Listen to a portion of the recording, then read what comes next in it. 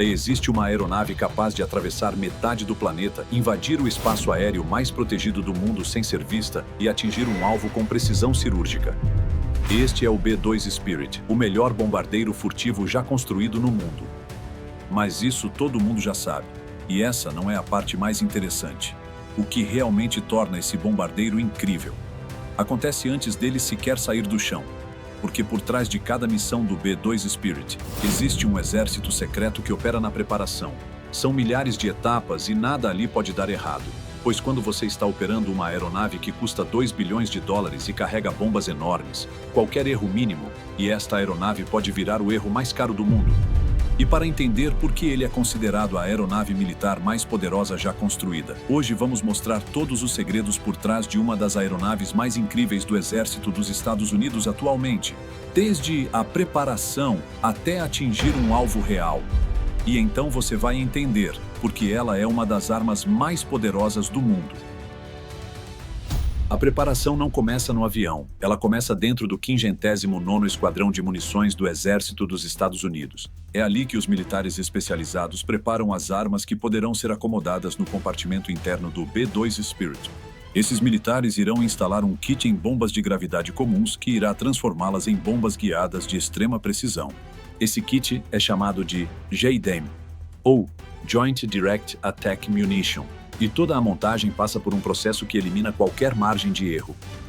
Em todo o prédio, ar, umidade e temperatura são rigidamente controlados. Isso acontece porque os sistemas de guiagem são sensíveis à poeira e umidade. A temperatura fica sempre em 20 graus Celsius. E não é para conforto dos soldados. Isso acontece pois dentro desses sistemas de orientação existem giroscópios a laser que podem perder precisão se a temperatura oscilar apenas alguns graus. O primeiro passo da montagem é acoplar o sistema de orientação MAU-169 à parte frontal da arma. É nesse ponto que a bomba começa a ganhar a inteligência. Dentro desse conjunto existe uma antena de GPS pequena, mais ou menos do tamanho da palma da mão. Logo abaixo fica uma unidade de medição inercial com acelerômetros tão sensíveis que conseguem detectar movimentos minúsculos, até de objetos finos como um fio de seda. Esses sensores trabalham com um módulo de controle que recebe os dados do alvo que são enviados pela aeronave e transforma essas informações em comandos para as aletas de correção da bomba.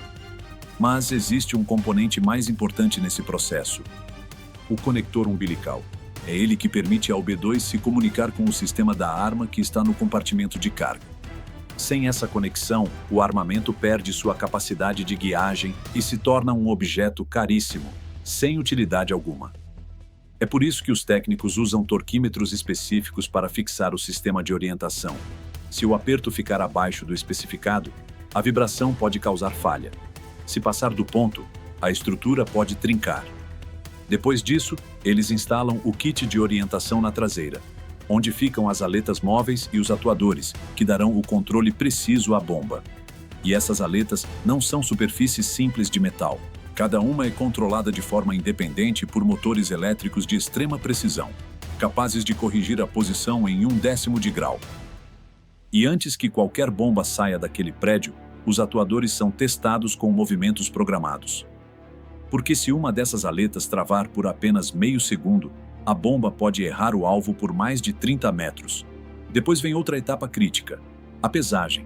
A arma pronta é pesada com precisão, porque o computador de missão do B-2 depende desse valor exato para calcular a trajetória balística.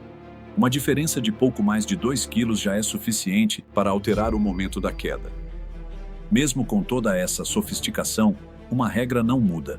A bomba precisa continuar segura, a espoleta permanece sem energia e o sistema de orientação fica em modo de teste, para não correr risco de explosão. A bateria térmica que alimenta a espoleta só entra em funcionamento depois de sofrer as forças extremas da ejeção em voo. Até ser liberada pelo B-2, ela ainda não é uma bomba. Ela ainda é apenas um corpo inerte, altamente sofisticado. Quando termina a inspeção dos sistemas das bombas, ele é aprovado e levado para as carretas de transporte. Mas as armas ainda não são carregadas.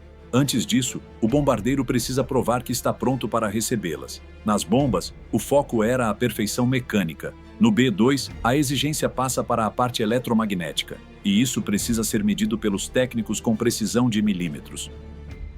Na linha de voo, os técnicos do 393º Esquadrão de Bombardeio enfrentam o maior inimigo da furtividade dessa aeronave: a física.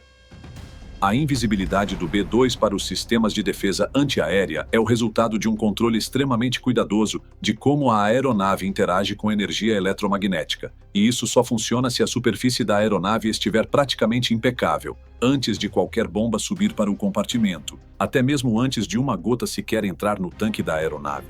O B-2 precisa passar por uma etapa que define se ele ficará realmente invisível ou não. Porque nesse avião, furtividade não é um recurso extra, é a própria condição para a missão existir. O revestimento externo do B-2 não funciona como a pintura de um avião comum. Ali existe uma camada especial projetada para lidar com ondas de radar. Parte dessa energia é dissipada em forma de calor por um material com partículas metálicas microscópicas em sua composição. Na prática, isso ajuda a impedir que o sinal do radar volte com força suficiente para denunciar a posição da aeronave. O problema é que este material é relativamente frágil. Um impacto de um pássaro ou até mesmo uma chuva muito intensa podem comprometer essa camada externa, e qualquer desnível nessa pele pode mudar o comportamento da reflexão do radar e possivelmente indicar sua localização. Por isso, a inspeção é quase obsessiva. A fuselagem inteira é analisada milímetro por milímetro. Os técnicos procuram imperfeições mínimas, áreas ásperas, pequenas bolhas, desníveis e qualquer marca capaz de espalhar energia eletromagnética para a direção errada. As bordas de ataque recebem prioridade, porque são as primeiras superfícies atingidas pelas ondas de radar. As entradas de ar do motor também entram na lista de áreas mais importantes. Se houver irregularidade ali, pode criar o que eles chamam de dispersor de radar, como se fosse um farol ou luz que indicar ao radar a posição da aeronave. As emendas entre painéis passam pelo mesmo rigor. Cada junção precisa permanecer lisa, uniforme e sem relevo perceptível. Uma fresta minúscula entre as peças, mesmo da espessura de uma folha de papel, já é suficiente para um radar detectar a aeronave. E defeitos aparecem o tempo todo. Quando isso acontece, o reparo começa com lixamento de precisão. É um procedimento extremamente complexo. Se a equipe lixar demais, cria reflexão ao radar, mas lixar pouco, o composto de reparo não fixa como deveria. Depois, entra o material absorvente usado na correção. Ele tem uma janela curta de aplicação, de poucos minutos. Qualquer erro pode criar um ponto de reflexão ao radar. Quando a superfície endurece, começa a etapa de nivelamento. O acabamento precisa de ferramentas especiais para remover frações minúsculas de material, quase imperceptíveis a olho nu. No final, a variação permitida a cada 30 centímetros de superfície precisa ser de alguns poucos milímetros, menor do que a espessura de algumas folhas de papel juntas, e é por conta dessa complexidade que a manutenção do B-2 consome tanto tempo. Os militares não estão apenas revisando a aeronave. Eles estão garantindo que uma das armas mais incríveis já construídas pelos Estados Unidos seja realmente eficaz e totalmente invisível. Enquanto essa equipe trabalha como verdadeiros artistas, outro grupo, os mecânicos, examina tudo para garantir o bom funcionamento do avião. O sistema hidráulico, por exemplo, opera sob pressões tão extremas que são capazes de cortar aço facilmente. O B-2 usa 4 circuitos independentes para garantir redundância. Se 1 ou 2 falharem, ok, a missão continua. Se 3 falharem, a aeronave consegue retornar, pousar em segurança e ser substituída por outra. Os atuadores que movimentam as superfícies de controle são avaliados em busca de qualquer anormalidade. Como essa aeronave não possui cauda, todos os itens de controle são extremamente importantes. Freios, pneus, trem de pouso. Os sistemas de ambientação, que impedem os pilotos de congelar em altitude. Os barramentos elétricos que conectam tudo. Rádios, equipamentos de navegação e até mesmo os mecanismos de lançamento de bombas. Tudo entra na checagem. E existe uma regra inegociável. Se qualquer sistema reprovar, o carregamento das armas para na hora. O B-2 não pode receber uma única bomba antes de provar que está tecnicamente impecável. Só depois dessa aprovação, o armamento se aproxima da aeronave. As bombas são levadas até a parte inferior do bombardeiro e colocadas em elevadores hidráulicos. Eles serão erguidos até o compartimento interno de armas. Isso é essencial porque o B-2 não pode carregar munição externamente. Todo o armamento precisa ficar dentro da fuselagem para que a furtividade funcione. As portas desse compartimento são enormes.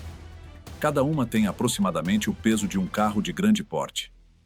E até o alinhamento das dobradiças importa. Qualquer desvio geométrico ali pode criar reflexão para o radar. Lá dentro está um dos mecanismos mais interessantes e engenhosos da aeronave. O lançador rotativo. Ele funciona como um cilindro de revólver gigante, com 8 posições, cada uma capaz de acomodar uma bomba de aproximadamente 900 quilos. O conjunto inteiro gira 360 graus em menos de 3 segundos, movimentando algo perto de 8 toneladas de explosivos dentro da aeronave em pleno voo. As bombas são fixadas em ganchos de suspensão dimensionados para suportar cerca de 6,3 toneladas cada um. Isso parece exagero, mas não é. Durante o combate, em uma manobra de 2G, a carga efetiva dobra. Somando a turbulência e o movimento da estrutura, cada bomba pode chegar a pesar 2 toneladas. O encaixe entre a aeronave e a bomba também precisa ser exato. Milímetros fora do lugar já bastam para comprometer a alimentação elétrica ou a troca de dados. As equipes travam os pontos de fixação e conectam os cabos responsáveis pela comunicação entre a bomba e o sistema de gerenciamento de armamentos do B-2 Spirit. Essa ligação é decisiva. Sem ela, a bomba não recebe os dados do alvo e passa a operar como uma bomba de gravidade comum, podendo errar o alvo por quilômetros. Mesmo assim, as coordenadas ainda não entram na bomba nesse momento. No solo, ela continua sem saber para onde vai. Esses dados permanecem no computador de missão da aeronave até pouco antes do lançamento. E isso traz 2 vantagens: segurança e flexibilidade. Se a situação mudar durante o voo, o alvo pode ser alterado em tempo real. Mesmo com tudo instalado, a bomba continua inerte. As espoletas seguem desativadas e apenas as funções mínimas de teste e comunicação permanecem disponíveis. A lógica é simples. Quanto menos ativa a arma estiver antes da hora, mais seguro é o processo inteiro. Quando o avião já está carregado, a atenção da equipe muda totalmente o foco. Agora é a vez de garantir a segurança de quem vai pilotar essa máquina até atingir o alvo. No setor de equipamentos de voo do 59º Esquadrão de Apoio Operacional, especialistas revisam tudo que mantém a tripulação viva em altitude extrema. O B-2 voa a mais de 15 mil metros de altitude. É tão alto que uma despressurização seria fatal sem oxigênio. Por isso, os pilotos precisam de trajes pressurizados e com máscaras especiais. As máscaras passam por bancadas que simulam a respiração em grande altitude. Elas precisam continuar entregando oxigênio mesmo quando o piloto está sob força G extrema. Porque, nessas condições, respirar é como tentar puxar o ar com um peso de 80 quilos comprimindo seu peito. A comunicação também não pode falhar. Por isso, o microfone é testado no mesmo nível de rigor. Em uma emergência, não existe tempo para solucionar problemas de áudio e comunicação. O capacete também não é apenas uma proteção física. Ele integra recursos de visualização frontal, compatibilidade com visão noturna e blindagem contra clarões extremos, inclusive o brilho de uma detonação nuclear. A viseira consegue sair de transparente para opaca em milissegundos, mais rápido do que o cérebro humano processa a dor causada por uma luz violenta. E o custo de apenas um capacete como esse pode superar o valor de uma casa grande. O colete de sobrevivência também é inspecionado. Ele possui sinalizador de emergência, espelho de sinalização, faixas refletoras e até pastilhas para purificar água. Tudo pensado para a possibilidade real de ejeção sobre território hostil. O traje anti-G também é muito importante e recebe ajuste individual e uma atenção especial. Suas bolsas infláveis precisam manter a pressão exata. Pressão baixa demais e o piloto pode perder a consciência durante as manobras. Pressão alta demais e o próprio traje começa a atrapalhar a respiração. Este traje é feito sob medida e ajustado minuciosamente para cada pessoa. E em um avião capaz de cumprir missões de até 40 horas com reabastecimento em pleno voo, o conforto do traje e do cockpit dos pilotos não é para simples luxo. É um requisito operacional para que seja possível realizar a missão com perfeição. Com a aeronave pronta, as armas instaladas e a tripulação equipada, chega uma das etapas mais arriscadas de toda a rotina em solo da Força Aérea dos Estados Unidos. O reabastecimento com motores ligados. Na maior parte dos aviões, reabastecer com motores ligados é completamente normal. Mas no B-2 Spirit não é tão simples assim. O B-2 recebe combustível com os 4 motores em marcha lenta. Isso evita o longo ciclo de desligamento e nova partida. Só que o risco cresce muito. Cada motor produz calor suficiente para derreter alumínio em segundos. Por isso as equipes se aproximam com muita cautela e existem procedimentos rigorosos para emergências caso algo saia do controle. Eles também carregam extintores, capazes de lançar espuma supressora a cerca de 9 metros de distância. O procedimento inteiro é friamente calculado. A primeira etapa é aterrar a aeronave. Durante o voo, ela acumula eletricidade estática. São milhares de volts acumulados ali procurando uma saída. Sem o aterramento, um toque e uma única faísca perto dos vapores de combustível seria suficiente para provocar uma explosão catastrófica. Por isso, um cabo grosso, com espessura próxima a 5 centímetros de diâmetro, é preso a um ponto específico do trem de pouso onde o metal fica exposto. Só depois disso, as mangueiras de alto fluxo são conectadas ao sistema de abastecimento. O combustível entra a aproximadamente 2.270 litros por minuto. Em menos de 30 minutos, a aeronave pode receber cerca de 75,7 toneladas de JP-8, que é o combustível usado pelos Estados Unidos nesse tipo de aeronave. Mas abastecer um B-2 não significa só preencher tanques. A distribuição do peso precisa ser exata. Peso demais na frente deixa o avião carregado de nariz. Peso demais atrás compromete a estabilidade. E nesse avião que mais parece uma asa voadora, sem cauda. Para ter equilíbrio, a distribuição de massa é fundamental. A temperatura do combustível também entra na equação. Muito frio e ele não circula direito pelos motores. Muito quente e podem surgir bolhas de vapor capazes de causar falhas em um dos motores. Por isso, pressão, vazão e temperatura são acompanhadas o tempo todo. O barulho é enorme e torna qualquer conversa impossível de acontecer. Então a comunicação é feita por gestos e pelos fones. Quando essa etapa termina, o bombardeiro está abastecido, armado, validado para garantir sua furtividade e pronto para receber a tripulação. Os pilotos entram por uma escotilha localizada atrás do trem de pouso dianteiro e sobem por uma escada até o cockpit. Ali eles encontram os assentos, e não são assentos comuns de pilotagem, são assentos ejetáveis que custam mais que um carro esportivo de luxo. Eles são sistemas completos de sobrevivência capazes de lançar a tripulação para fora da aeronave em menos de um segundo. E mesmo em situações extremas, se o B-2 estiver invertido ou muito próximo do solo, ele ainda consegue ser plenamente efetivo. Depois de acomodados, os pilotos conectam as linhas de oxigênio, ligam o intercomunicador e começam a sequência de partida. O cockpit do B-2 é totalmente digital. Telas, teclados, sistemas eletrônicos. Nada no conjunto é analógico. Apenas o computador de missão sozinho supera em capacidade de processamento tudo o que foi utilizado no programa Apollo da NASA para chegar à Lua em sua época. Mas tecnologia nenhuma resolverá se a sequência de inicialização falhar. As unidades de navegação inercial começam então seu alinhamento. Esse processo leva cerca de 8 minutos. Nesse período, a aeronave não pode se mover nem 1 centímetro. Os giroscópios a laser estão medindo a rotação da Terra para definir sua própria referência. Se houver interrupção, tudo recomeça do zero. Depois entra o GPS militar. Diferente do GPS comum, este é muito mais seguro e preciso, com margem de erro de apenas alguns metros. Durante o táxi, os pilotos verificam as superfícies de controle. O B-2 não tem um leme convencional. Também não possui superfícies verticais. O controle de direção é feito por lemes de arrasto nas pontas das asas, que se abrem como freios aerodinâmicos para induzir a curva da aeronave para o lado desejado. Se esse sistema falhar, manter voo coordenado vira um problema sério. Essas superfícies combinadas de controle de voo se chamam elevons. Percorrem todo o seu curso, sobem, descem e atuam diferencialmente para controlar a rolagem.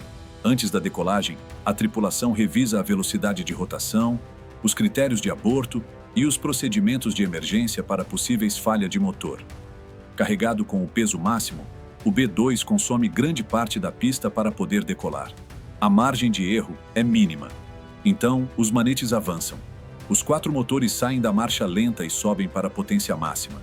São cerca de 31 toneladas de empuxo total tentando acelerar uma aeronave com mais de 152 toneladas. A roda dianteira deixa o chão primeiro. Então, A asa finalmente produz sustentação suficiente para romper o contato com a pista. Em altitude, o ar rarefeito reduz o desempenho disponível dos motores a uma fração do que eles entregam ao nível do mar. O B-2 segue em piloto automático, mas isso não significa que ele fica estável sozinho. Os computadores de bordo precisam fazer correções constantes, cerca de 1000 ajustes por segundo para poder manter uma aeronave sem cauda estável. Sem esses computadores, o voo não seria possível.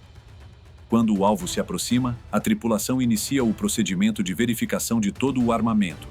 Define qual bomba será liberada primeiro, lá dentro do compartimento de carga. O lançador rotativo começa a girar e posiciona a bomba escolhida para o lançamento. As portas do compartimento continuam fechadas até o último instante possível. Abrir cedo demais significaria aumentar a reflexão aos radares inimigos a uma distância muito grande. Então, chega o momento. As portas se abrem apenas pelo tempo necessário para lançar a bomba. Nada além disso. A mudança brusca do fluxo de ar sacode a aeronave e os computadores reagem no mesmo segundo para compensar e corrigir o curso. É apenas nesse instante que a bomba fica pronta para funcionar. Pelo conector umbilical, o computador de missão do B-2 transmite uma chuva de dados para o sistema da bomba. Todos os dados para que a bomba consiga chegar ao alvo são passados. Coordenadas precisas do GPS, velocidade e direção do vento em várias altitudes, pressão barométrica, tempo estimado até o impacto e o ângulo planejado de ataque. O computador interno do sistema guiado da bomba processa tudo isso em milissegundos e executa o autodiagnóstico. Confirma a operação das aletas. Verifica o GPS e faz a conexão com os satélites. Valida a navegação inercial. Prepara a bateria para a ativação. Tudo isso acontece em milissegundos. Quase que no tempo de um piscar de olhos, tudo já está configurado. A soltura em si dura frações de segundo. Os ganchos se abrem. Os ejetores pneumáticos entram em ação. A bomba é empurrada para fora a cerca de 1,2 metro por segundo. Rápido o bastante para liberar o compartimento, mas não o suficiente para manter a estabilidade inicial. No exato momento em que o conector umbilical se rompe, a lógica inteira da arma muda. A bateria térmica entra em ignição e chega à temperatura de operação quase instantaneamente.